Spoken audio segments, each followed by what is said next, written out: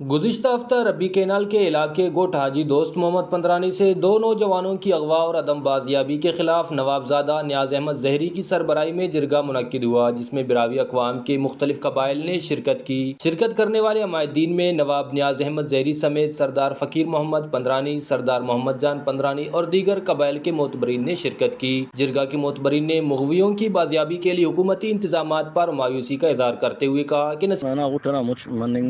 مطلب دے مقصد انا دے کہ منا دے مست منا ارا بندخ پندرانی برادری نا دا کافنگار دننگانو تو او کا پد کرے رابطہ نامہ سنے کی پیسہ نہ ڈیمانڈ کریں گے کہ بھئی ننے داخس پیسے اتگو ہمو اوالٹ کرے road block Mrs Malu road block ہم پد اینو کرے دا مخلوق مچ مسنے داڑے جمع مسنے دا گڑا کی بسنے کی بھئی دا اسی انتصفق کی نن کرے بندغاتے کی بتے تین پیسہ نہ کرے نن اینو مکمل مخالفت کینا اور ارا بندغا کفینو درینو تا اوفتیان اور اوفتا بلاتیان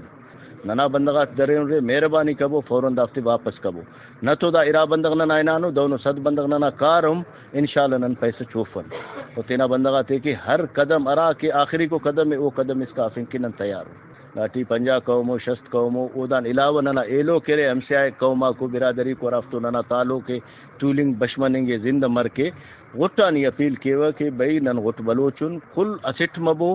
دا بتخوری دا کرے ارا سسٹم شروع مسنے دانا کرے غٹ خلاف اسٹ مبو دا جرگنا مقصد دا دے کہ ننا سیلت و اتفاق ارا ننا بندہ آتے کہ درینو ننا مطالبہ کر کہ ننا بندہ آتے باعزت واپس کر امت فی دا خانہ جنگی شروع ملی علاقے کی اور گورنمنٹ آنم نن گزارش کے نا کہ دا او ذمہ دا امن امان مسئلہ نہ او دا